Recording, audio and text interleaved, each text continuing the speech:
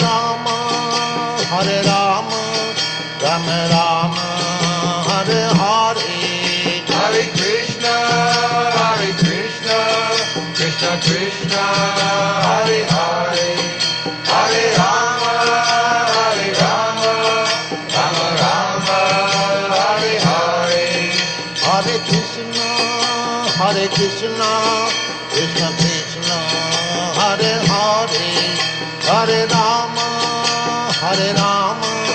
Rama Rama, Hare Hare, Hare Krishna, Krishna Krishna, Hare Hare, Hare Rama, Rama Rama, Hare Hare, Hare Krishna, Krishna Krishna, Hare Hare, Hare Rama, Rama Rama, Hare Hare, Hare Krishna, Krishna Krishna, Hare Hare, Hare Rama, Rama Rama, Hare Hare, Hare Krishna, Krishna Krishna, Hare Hare, Hare Rama,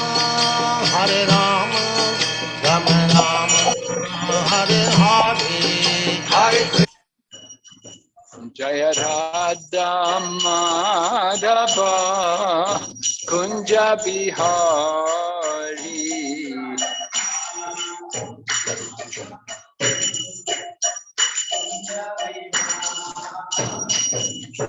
Gopi Jana Vallabha Giridharidhari,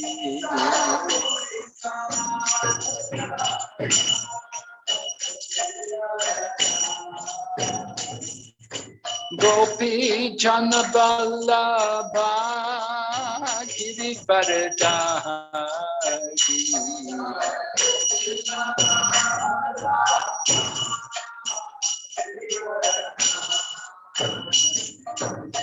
Yashoda Nandana Braja Janaranjana,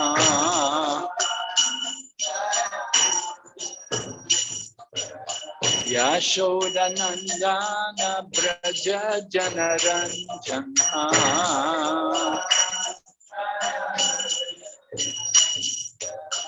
Yamuna Tira Vanachari,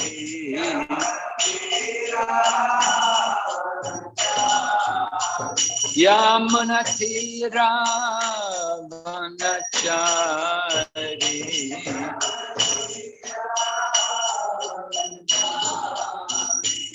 Jaya Radha Madhava Kunja Bihari,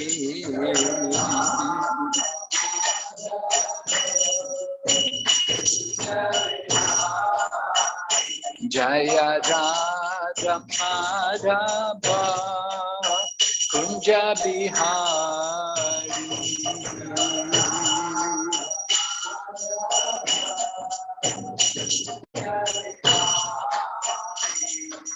Gopi Jana Vallabha Giridharidhari,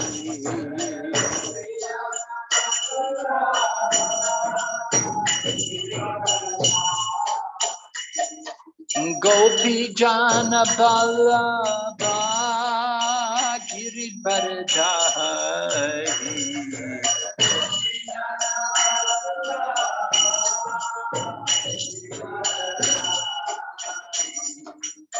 Yashoda Nandana Braja Janaranjana,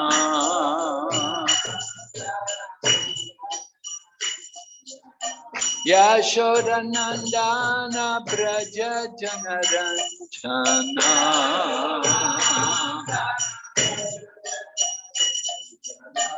Yamuna Tira Vanachari,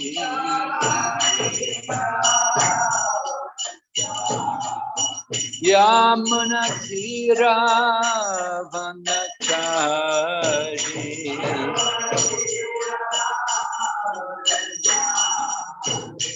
Hare Krishna,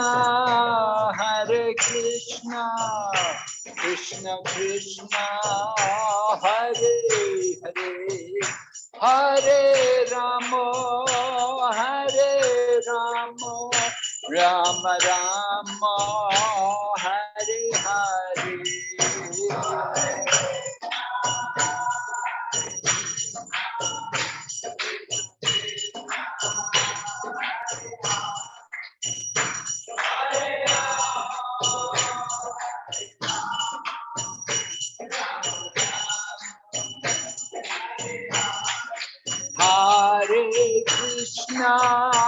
Hare Krishna, Krishna Krishna, Hare Hare, Hare Rama, Rama Rama, Hare Hare.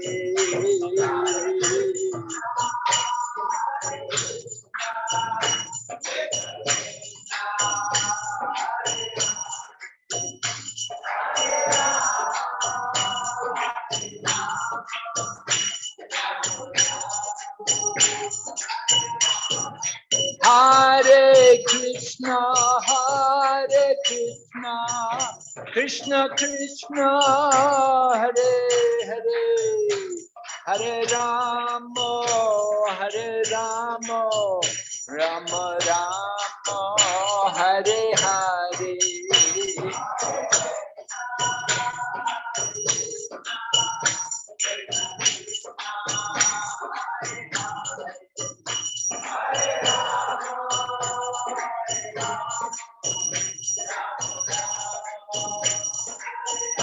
Nitai Gaur Hari Bo, Hari Bo, Hari Bo, Nitai Gaur Hari Bo.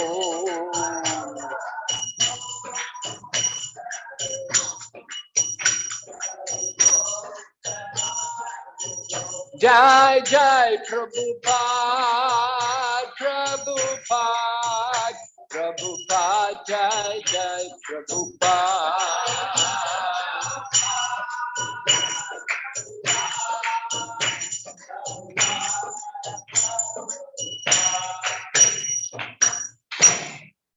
Gaur Premanande. Nama Om Vishnu Padaya Krishna Prastaya Bhutale Srimati Bhakti Vedanta Swami Niti Namne Namaste Sarasati Devi Gauravani Pracharine Nirvishesha Shanyavadi Paschachadesha.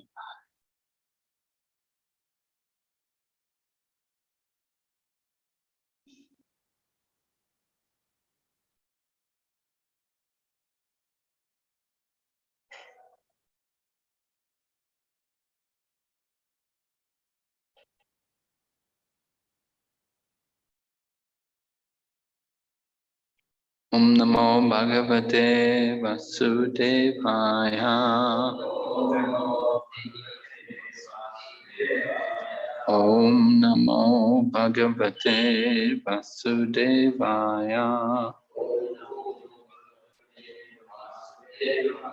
Om Namo Bhagavate Vasudevaya.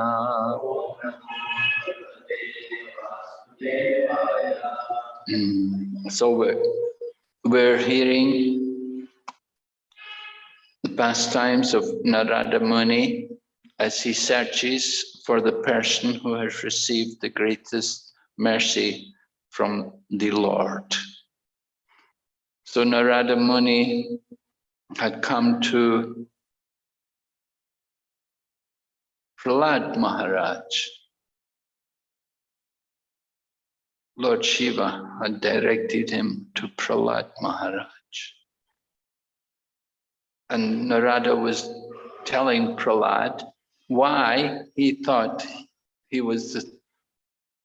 had received the greatest mercy from the Lord. And remember, Narada Muni is the guru of Prahlad Maharaj. But Narada Muni is glorifying Prahlad. that you're the greatest devotee, you've received the greatest mercy from the Lord. So Prahlad is refuting these arguments of Narada Muni. He's explaining to Narada Muni how actually he is not the recipient of the greatest mercy from the Lord. And different reasons are being given. Narada Muni, one of the reasons why he was declaring Prahlad to be such a great devotee is because Prahlad is always remembering the Lord. But Prahlad said, well, he said, when I have problems, when my mind becomes disturbed, then I try to remember the Lord. But it's not that all the time I'm remembering the Lord. So in this way, Prahlad Maharaj is saying that if his mind is disturbed, if your mind is disturbed, you're not going to be able to do things like Nam Smarana or Lila Smarana, this kind of concentration of the mind on the form of the Lord and the name of the Lord and the pastimes of the Lord. You have to have a very peaceful mind to do that. If your mind is agitated or disturbed by some situation, you won't be able to do that successfully. And the whole concept of remembering the Lord, although it's one of the 9 kinds of bhakti, we should understand it's not easy, it's very difficult. Because the mind, we know our minds they tend to be emotionally disturbed by different situations. So there are better processes than just simply remembering. Smaranam, it's not only difficult, but it's not really practical, just because of the nature of our mind. This is discussed actually in the second half of the Brihad Bhagavatamrita, when Gop Kumar is traveling and he goes to Tapaloka. Tapaloka is way, way up there above the heavenly planets. You know, above the heavenly planets, you have Mahaloka, Janaloka, then Tapaloka, then Satyaloka. So Tapaloka is where the 4 Kumaras stay. And the people in Tapaloka, they're all engaged in meditation. They're all doing this absorption of the mind, fixing the mind. So when Gop Kumar goes there, they have a discussion about that, about is this actually the proper way for self-realization? To just sit and concentrate the mind. How long can we do it for? It's the problem. That's the challenge. That the 4 Kumaras, they didn't grow old. They remained children. Because they thought if they have to grow old, then they'll be agitated, they'll be disturbed. They kept themselves as children. Anyway, that's whole thing is discussed there in the second half. Here, Prahlad Maharaj is saying that, you know, I only remember the Lord when my mind becomes disturbed, when I have the agitation in my mind, then I realize I have to bring my mind to remember the Lord. Otherwise, he said, I'm not so conscious of the Lord. And Prahlad Maharaj was saying that the Lord did so many things for you. He came to protect you. So this, of course, was the statement which Lord Krishna had made in the Bhagavad Gita. Kuntya pritijanihi name bhakta pranashyati. That my devotee will never perish. So when Prahlad was in danger, then Lord Nrsingadev appeared. Lord Nrsingadev came in order to keep the promises which all the different devotees had made. Because Lord Brahma had given benedictions to Hiranyakashipu.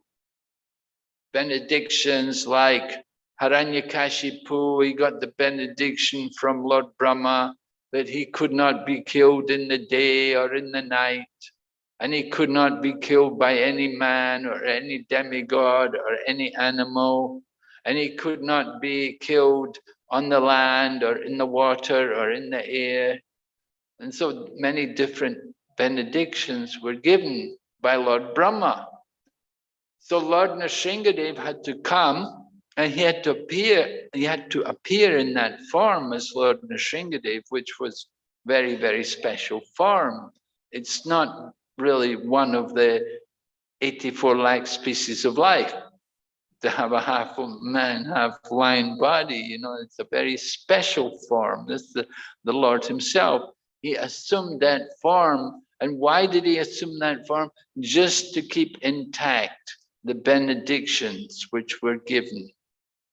The Lord likes to see all the different statements made by his devotees to be honored. Just like the four Kumaras, when they went to the spiritual world, they cursed Jai and Vijay, that they would have to fall down to the material, and they would take birth as demons. But they also blessed them that they would come back soon. And also they give blessings that they would be killed by Lord Nrsimha, that they would be killed by the Lord. So that was a blessing for them. Then also Hiranyakashipu, he had said some things that they had to be honored. Things like, Hiranyakashipu asked Prahlad, "Where is your God? Is he in here?" And Prahlad said, "Yes, he's everywhere." So Lord Nrsingadev wants to keep the word of Prahlad, so he appeared from the pillar. And Hiranyakashipu, he wants to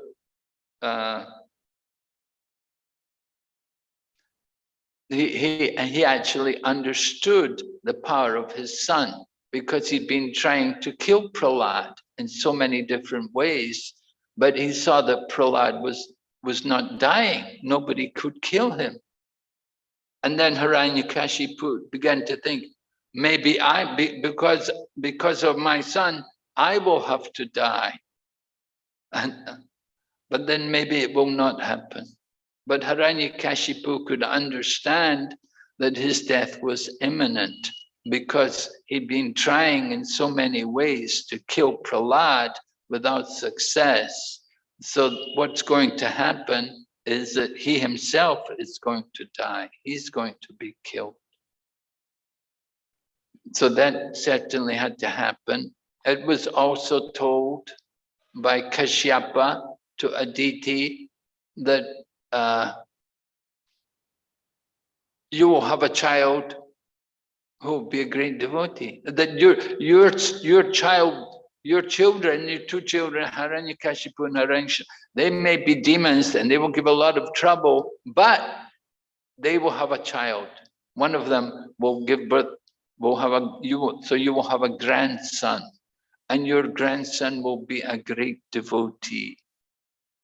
And your two children, these two Hiranyakashipu, Hiranyaksha, they will be killed by the Lord. So being killed by the Lord, they will be liberated. And you will have a grandson who is a great devotee. And of course, when Kayadu, the wife of Hiranyakashipu, was arrested by the demigods, they had the idea, they thought, we will wait till she gives birth, and when she delivers a child, we will kill it.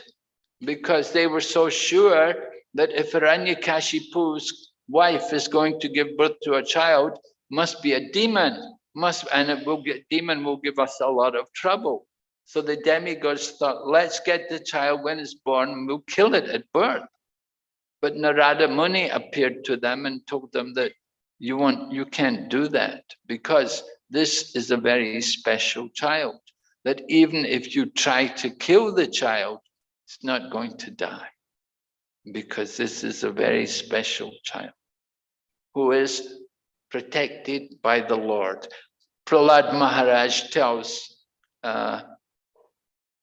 Narada Muni, he said, you say the Lord is protecting me. He said, but actually, it's not the Lord who's protecting me. It's the divine energy of the Lord. It's his internal potency which is protecting me. Mahatmanas tumam parta daivim prakritim ashrita. The great souls are under the protection of my divine energy. So this divine energy, this Prahlad said, this is what is protecting me. Now that protection is there for everyone. In this way, Prahlad Maharaj is refuting the different arguments which Narada Muni had. He's claiming that Prahlad was such a great devotee. But Prahlad said, no, I'm not a great devotee. I'm just an ordinary devotee. I'm just a demon. I'm a demon. I'm born in the family of demons, and look who my father is. Just look at my family. Look at my father. What kind of person was he that he wanted to kill the Lord? And in this way, Prahlad Maharaj is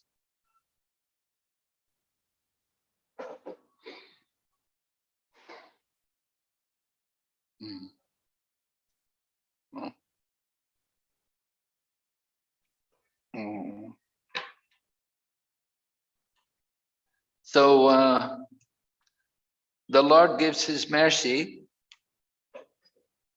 Prahlad Maharaj said, you said I've got the greatest mercy of the Lord, but who does the Lord give his mercy to? And Prahlad Maharaj tells Narada Muni, the Lord actually gives his mercy to those who serve him, who do service. That service, that is a sign that somebody has really got the mercy of the Lord. When somebody is engaged in service, that is actually the mercy of the Lord. And he said, devotees like Hanuman, they've really got the mercy of the Lord. So sometimes, of course, we don't appreciate good fortune when we're given the opportunity to do service. So we may say, oh, why you want me to cook? Oh, why you want me to do RTE? Why you want me? Sometimes we don't appreciate that this is service. This is mercy. This is the mercy of the Lord, that to be actually able to engage in service for the pleasure of the Supreme Lord. It is the greatest mercy. And we should be eager for that mercy, to take that mercy. And so Prahlad Maharaj says, I don't do any service. Of course, Prahlad does do service. His service is remembering the Lord. But Prahlad Maharaj says, he's saying, no, actually, no, I'm not a good devotee. And it's the nature of everyone who is a good devotee that they'll say, I'm not a good devotee. One who is actually a devotee will naturally be humble and consider themselves to be unqualified and fallen and unworthy. So this is seen when Narada Muni travels these different places and meets different people, one after another. They will all say, no, no, not me. No, no, you go, and they'll send them to someone else. So we're hearing how Narada Muni is going one after another to different people. Another reason why Narada Muni thought Prahlad was a great devotee was because he took the throne after Hiranyakashipu had been killed by Lord Nrsingadev. The Lord wanted to give him some benediction, but Prahlad didn't want any benediction. He didn't want liberation. It didn't mean anything to Prahlad. Liberation has no value to a devotee like Prahlad Maharaj, because one who's engaged in devotional service is not thinking about liberation. If we're engaged in devotional service, we're already liberated. That's already there. It's not anything significant for a devotee. Bhuvamangal is often quoted that he says, when I'm engaged in devotional service, I see liberation standing with his arms folded, waiting to serve me. So liberation is there anytime a devotee wants it, but a devotee is not anxious for liberation. And we see Lord Chaitanya also in the Shikshastikam prayers, he also expresses that. Na dhanam, na janam, na sundarim, kavitam va jagadisha kamaye, mama janmani janmanishvare bhavatad bhaktir ahitaki tvai. O Almighty Lord, I have no desire to accumulate wealth or to have followers or to enjoy the opposite sex. I simply want devotional service, birth after birth. So Chaitanya Mahaprabhu teaches us to pray for devotional service, birth after birth. Now, the Gyanis and the Astanga yogis, they're praying for liberation. They don't want to take birth again. They want liberation. But devotees, Lord Chaitanya is teaching us birth after birth. Just give me devotional service. That is the important thing. So Prahlad Maharaj also, he didn't want liberation. Lord Nrsingadev wanted to offer it. But then somebody has to go on the throne, because Hiranyakashipu was the king and he'd been killed. He was the king of the demons. So who's going to be the king? So then Prahlad agrees to take the throne, to sit on the throne and to be the king and rule the demons. But Prahlad says, that's not a benediction. That's not a blessing. He said, that's just a lot of trouble. I have to be involved with all the mundane affairs, all the rituals, all the concern to maintain the community, to maintain the kingdom. I have to be concerned with all of this. He said, that's not a benediction, that's a curse. Yeah. You know, to be a manager in ISKCON, if you have to become a manager in ISKCON, it's like that. You know, you get all the headaches, all the anxiety, just like, you know, as we approach Janmashtami. So many headaches are there. The different managers have to plan everything, how to arrange everything, how much prasadam to prepare, what prasadam to prepare, how to organize the schedule for the program and so on. So many things are there to take a managerial position. So Prahlad said, you got me to sit on the throne, it's just a curse, it wasn't a benediction. So like this, Prahlad Maharaj is refuting Narada Muni's claims that I don't know why you talked me into this, put me on the throne.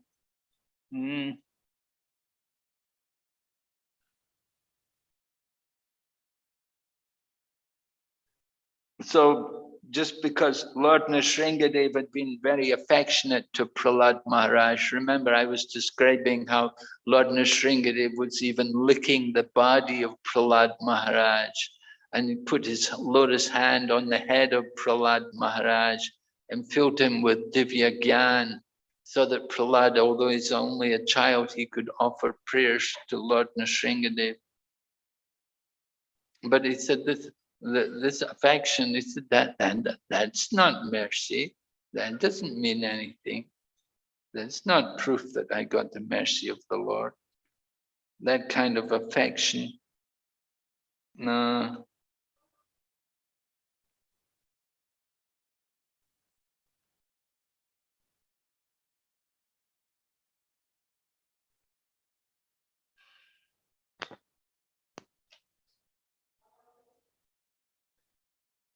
So Lord Nrsingadev's pastimes, he had to come to protect the demigods and the devotees, and also he has to deliver the two servants who have come from Vaikuntha.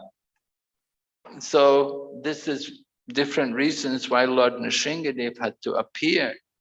It wasn't just simply for Prahlad Maharaj, but there were so many other people also who were dependent on the appearance of Lord Nrsingadev, that the Lord has to think how to satisfy all the different boons which Lord Brahma had given.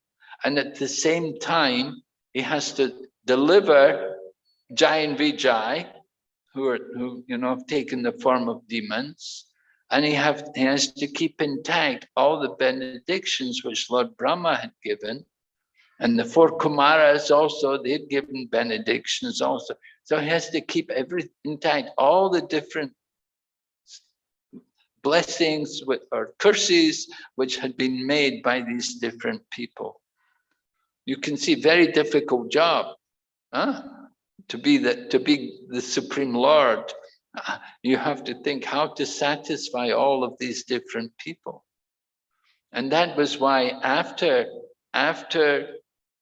Lord Nrsingadev had killed Hiranyakashipu, then Lord Nrsingadev chastised Lord Brahma and told him, don't you give any benedictions again,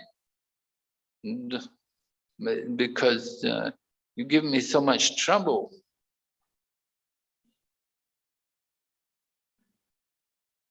So Lord Nrsingadev comes. It's not very common that Lord Nrsingadev comes, but he comes generally to deliver his two gatekeepers. But we know also he came in Chaitanya Lila, he came to the Chankazi. The Chankazi also got darshan of Lord Nrsingadev. When the Chankazi stopped the Sankirtan, broke the Madanga, and threatened all the devotees that he would change everyone into a Muslim, then at that time, Lord Nrsingadev came to Chankazi in the night when the Chankazi was resting. Lord Nrsingadev appeared and jumped on his chest and took him by the throat and warned him and said, you ever do like that again to my devotees, and I will tear you to shreds. I will rip you apart. And just to show Chankazi that he meant it, Lord Nrsingadev drew his nails across the chest of the Chankazi. And the Chankazi was telling this to Lord Chaitanya, and he opened his shirt and he showed Lord Chaitanya the nail marks across his chest where Lord Nrsingadev had scratched him, just to warn him that in future, if you ever dare to threaten my devotees and break my Madanga, then certainly I will not spare you.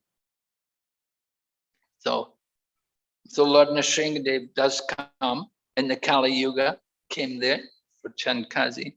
Lord Nrsingadev came here for Prahlad Maharaj, and Lord Nrsingadev also resides there in Harivarsha, where Prahlad Maharaj is residing with all the other residents of Harivarsha.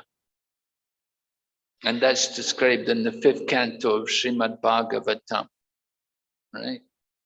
That how Prahlad Maharaj and all the residents of Harivarsha are praying to Lord Nrsingadev to destroy our demonic-like desires for fruitive activities and to appear in our hearts so that we can become fearless in our struggle for existence in the material world.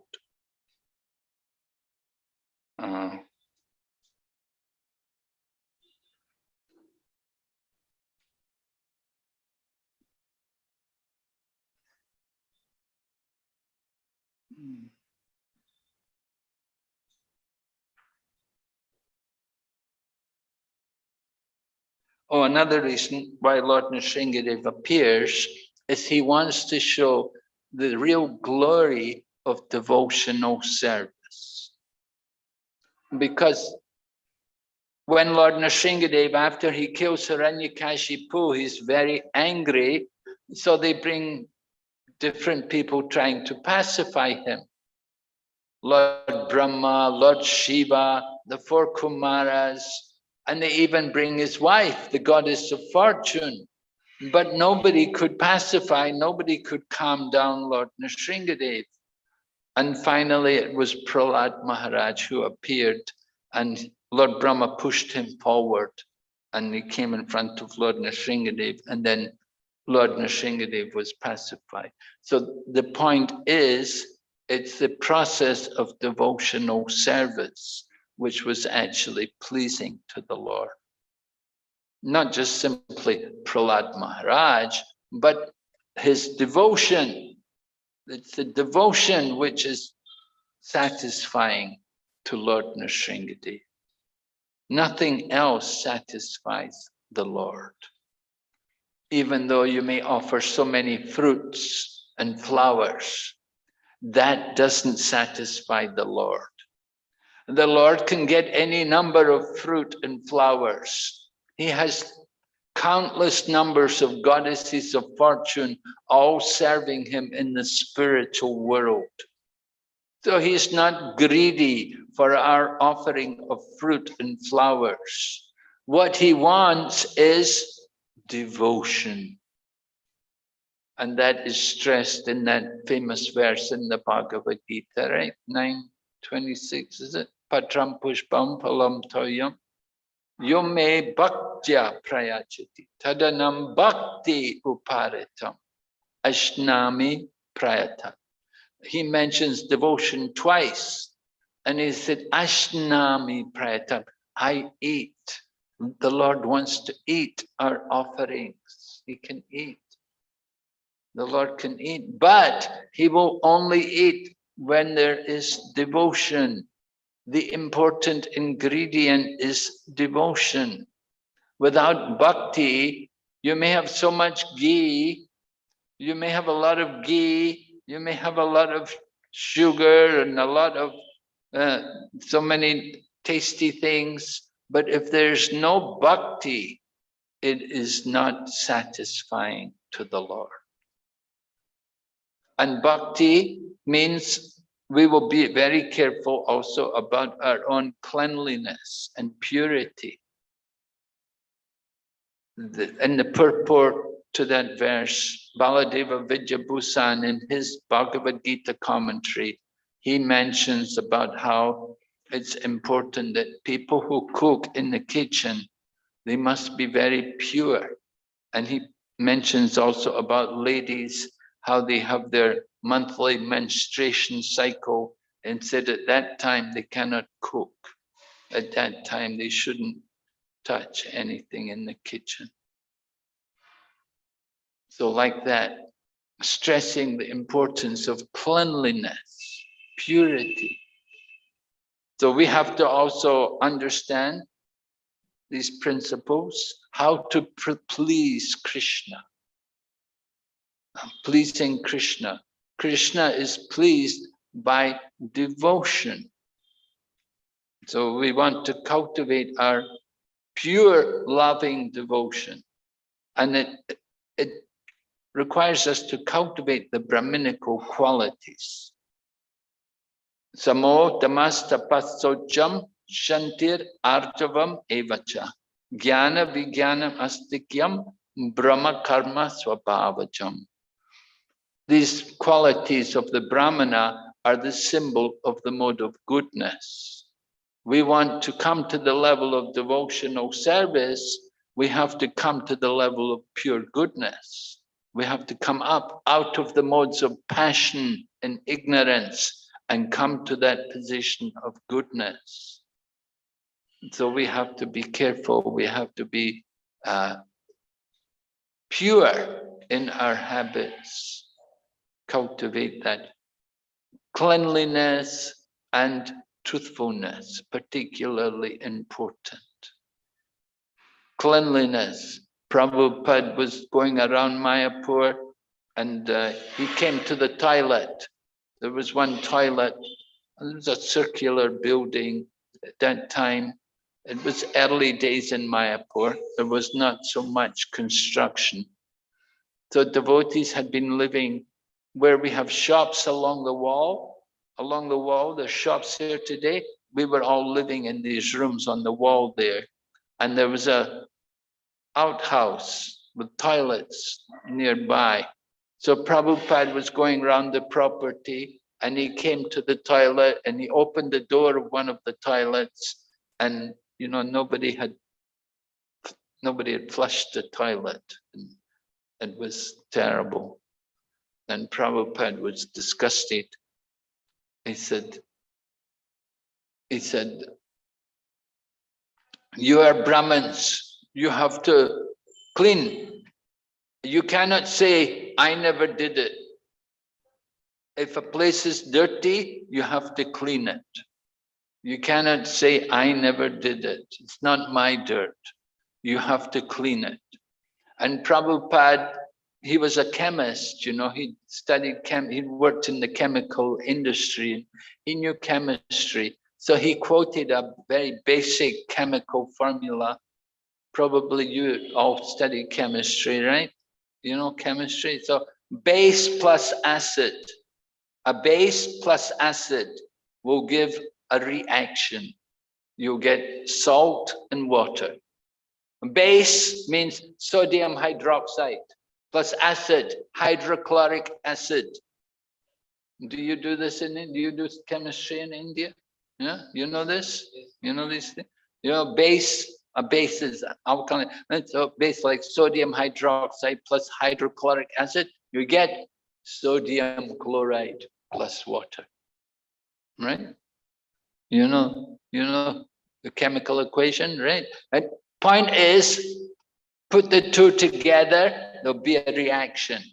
The same way a Brahmana contacts a dirty place, must be a reaction. He must clean it. He cannot leave it dirty. That is Brahman. And that's the principle in our preaching also. When we go out for preaching, we want to clean, to purify the hearts, to tell people about Krishna. So very important for us to show that cleanliness. This is a special feature of ISKCON. You go to other temples, you don't see so much cleanliness. They don't have a high standard of cleanliness. They may be very, very good, very spiritual, very pure, but somehow they don't keep up the standards of cleanliness the same way in which we try to do in ISKCON. One of the devotees, Naragopal Prabhu, he was telling me that at one point he was the CEO in Mayapur. The CEO in Mayapur. So one man had been appointed the representative of that region of Nadia, the government. And he came to look around and he came around Mayapur. And he went around Mayapur and he was amazed. He said, how do you people do it? He said, everywhere else I go, it's just a mess. Everything is broken and there's garbage everywhere. But I've come here to Mayapur. He said, everything is neat and clean and perfect, organized. He said, how do you do it? So, you know, that should be how it is, that we show the highest standard. You go sometimes, you know, the Sri Vaishnava temples or the Madhva temples and so on. You know, they may be Vaishnavas, but they're not always so well maintained. They're not always so nice, so clean, you know. So we want to show the highest standard, and that will be very pleasing to Prabhupada. So as devotees, we try to keep that purity, cleanliness. Goddess, so the goddess of fortune, she's there, she's the consort of Lord Nrsingadev, but she doesn't satisfy Lord Nrsingadev. Lord Nrsingadev wants devotion. It's pure devotion which is attractive to the Lord. And that was why he was so pleased with Prahlad Maharaj, because Prahlad Maharaj represents that pure devotion.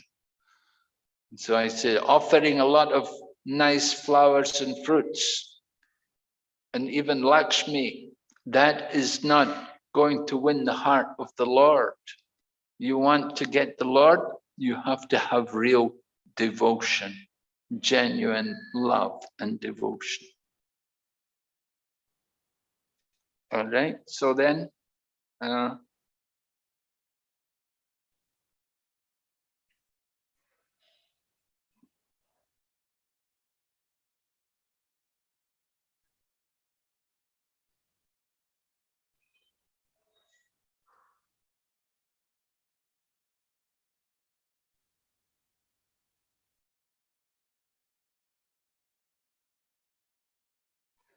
so Prahlad Maharaj said, he's saying to Narada Muni, I understand I have not received even one atom of his mercy.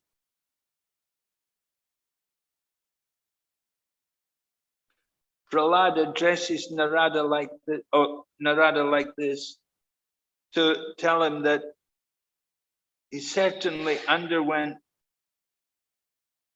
fallen conditions of one who becomes entangled in political responsibilities. So Prahlad said, Lord Nrsingadev hardly blessed me with his favor. He gave me my father's kingdom. He punished me severely. This is Prahlad arguing to Narada Muni. He said, he didn't give me mercy, he punished me. He put me in charge of this kingdom of my father. To be in charge of a kingdom, especially an opulent kingdom, and Hiranyakashipu had a lot of opulence. It was a very opulent kingdom. That is the worst thing. The more opulence, the more dangerous it is for the devotee, because we can become bewildered by opulence. Wealth is very bewildering. Bhogaishvarya prasaktanam taya parita chetasam vaya vasayatmika buddhi samadona.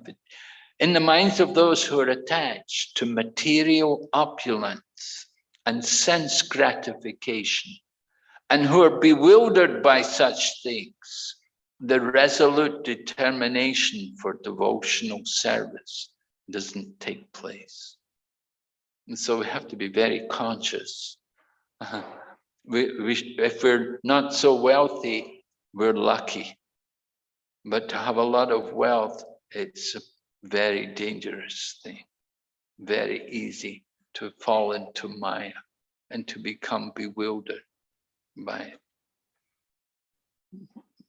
And people are so attracted by the glitter, the thought of more wealth, and it's so contaminating, so bewildering. It can take away all of our Krishna consciousness.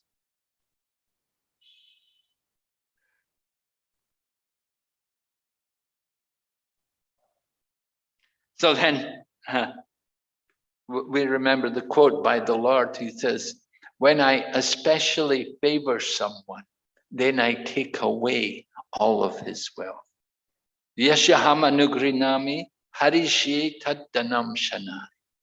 When I especially favor someone, I take away all of his wealth. And in that helpless condition, then they surrender to me. That is the mercy. You want that mercy? Who wants that mercy? I take away everything from them. This is wonderful. And this was appreciated also, like Sudama Brahman. Sudama Brahman, of course, he was so poor. He had nothing. And he went all the way to Dwarka and he met with Lord Krishna. He didn't ask anything.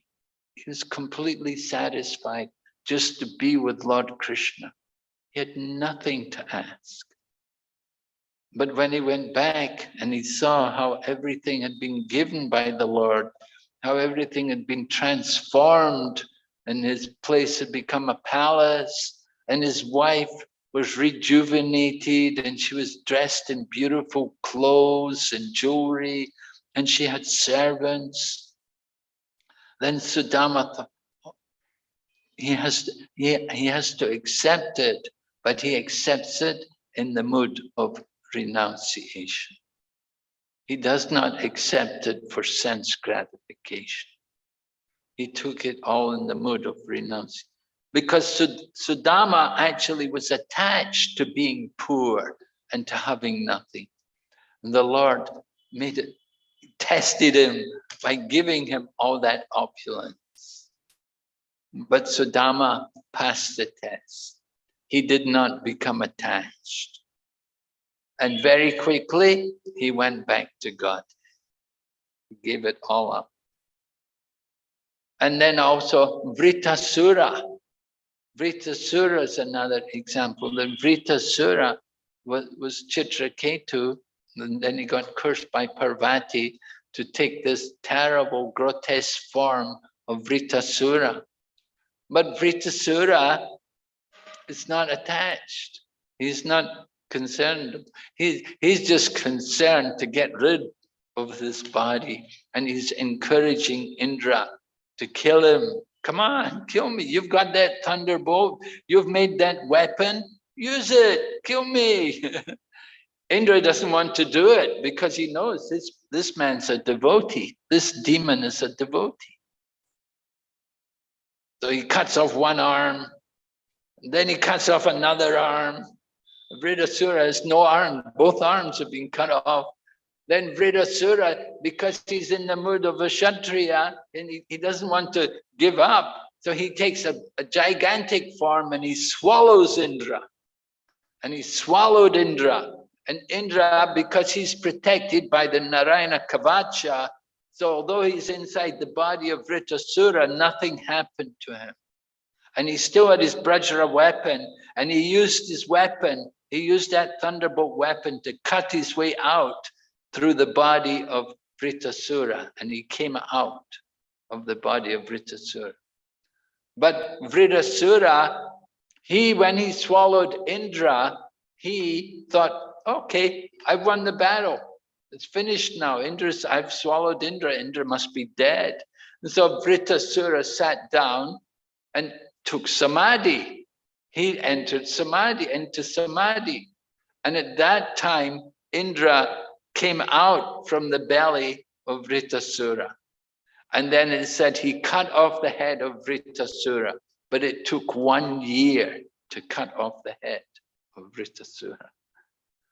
To cut someone's head off is not an easy thing, by the way. Just to let you know that it's not a small thing, There's a lot of bones and stuff there. It's not so easy thing to cut off someone's head. Not a very cheerful subject, is it? Not a pleasant thing to talk about. But anyway, that's what it said, took 1 year. So anyway, Vritasura, he went back to God. He got free of all of his karma. By taking that body of the demon, he was able to get rid of all of his karma.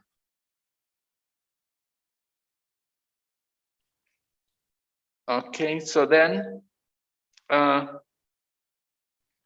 Maharaj says, just see how my worship of the Lord has been eclipsed by my attachment to ruling my kingdom and by my ties to family members, servants, and others.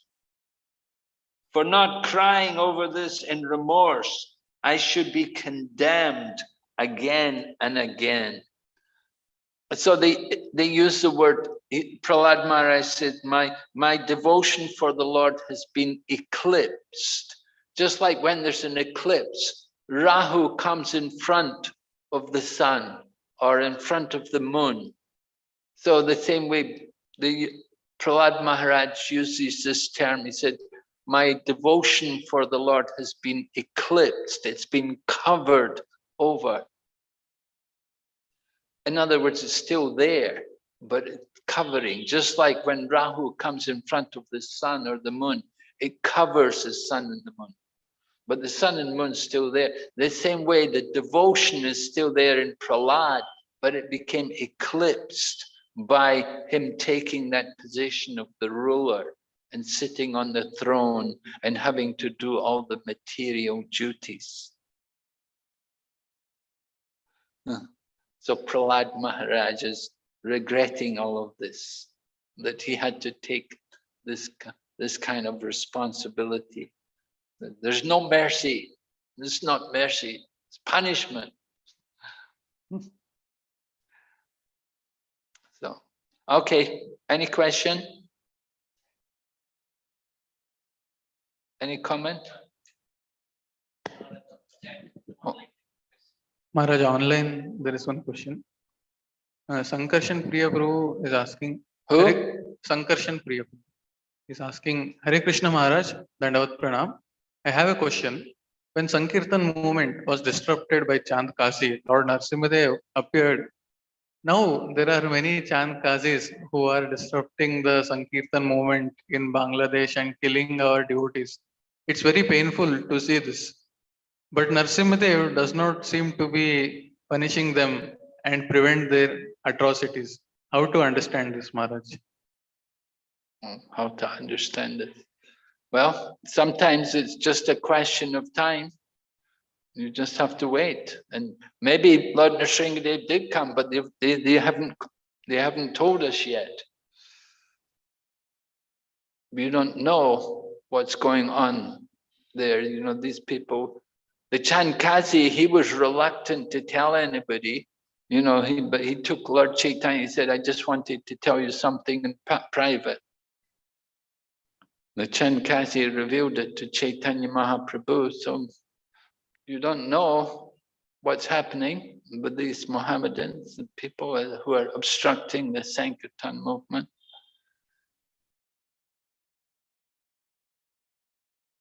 Anyway, we have to see. Time will tell. In the future, you will see.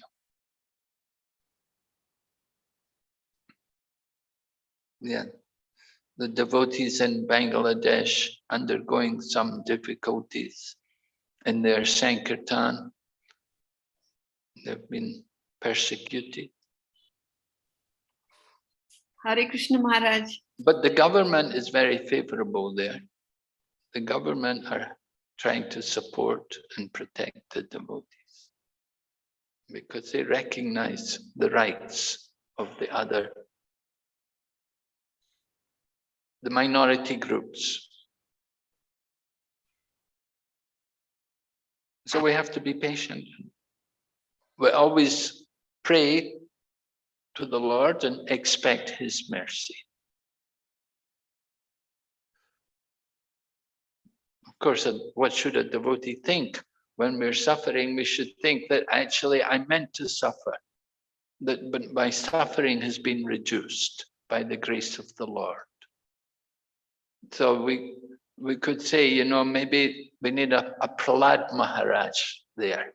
Maybe because none of the devotees in Bangladesh are on the level of Prahlad Maharaj.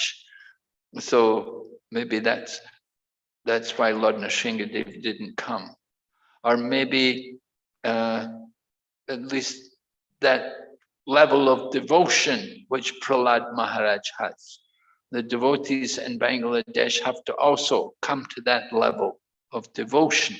Then they can be worthy of the protection of Lord Nrsimhadev.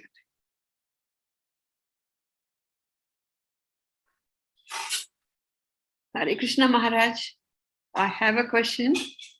You said the four Kumaras. So we should always think of ourselves unworthy, that because I'm very fallen, because I'm fallen and unqualified, therefore the Lord didn't come to protect me. If I'd have been a better devotee, then the Lord would definitely come protect. So you need the benedictions from the Lord Brahma and the four Kumaras and all of these people. And then the Lord comes. But certainly, Krishna is aware of all the difficulties which his devotees go through. Just like the Pandavas, they had to go into exile 12 years, so many years they had to go into difficulty.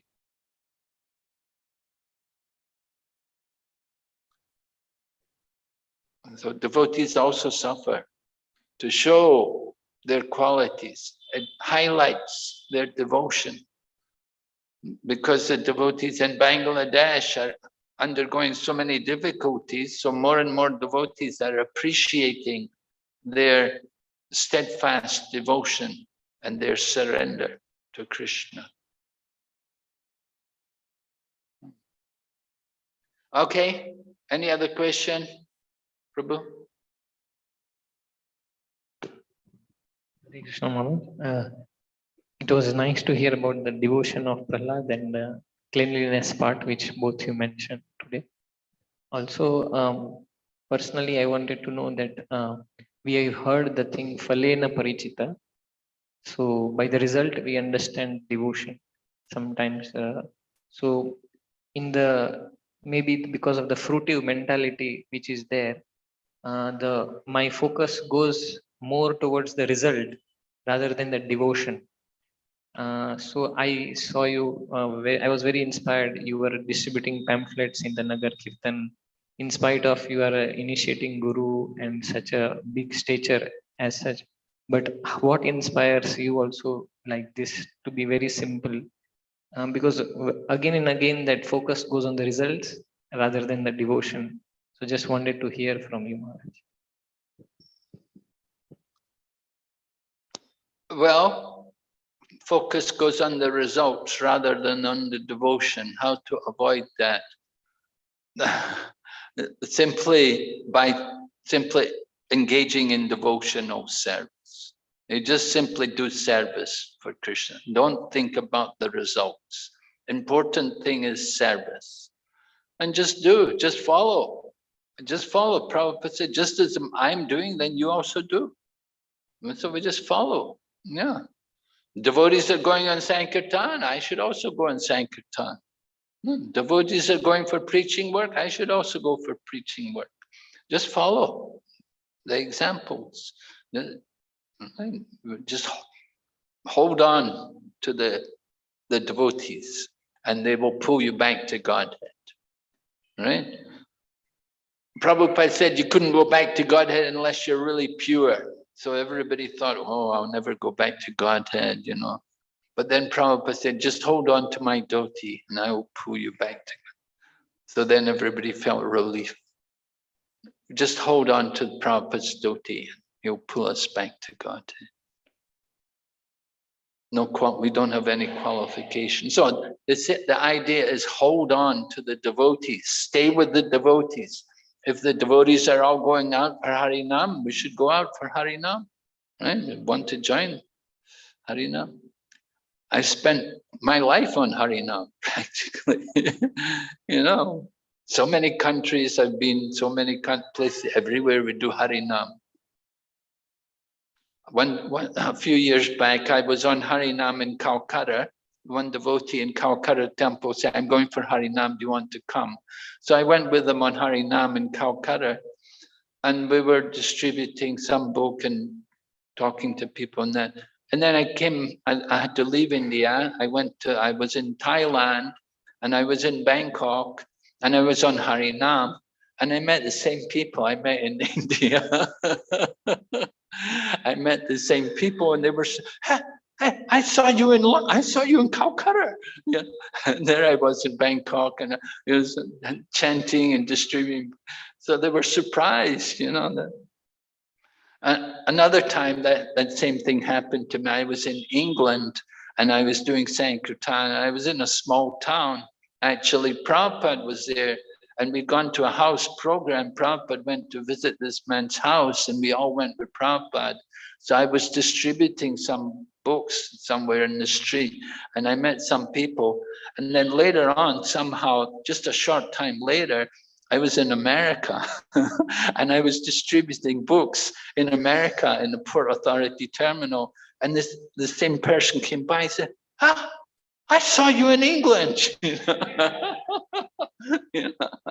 It was just amazed, that he met me in England, I was selling books. He met me in America, New York, I was distributing the same thing. They're just surprised, This is our business, right? We serve Krishna here, next life you go on and serve Krishna. We were talking about Anadi Jagannath yesterday. They had a big Smriti Sabha.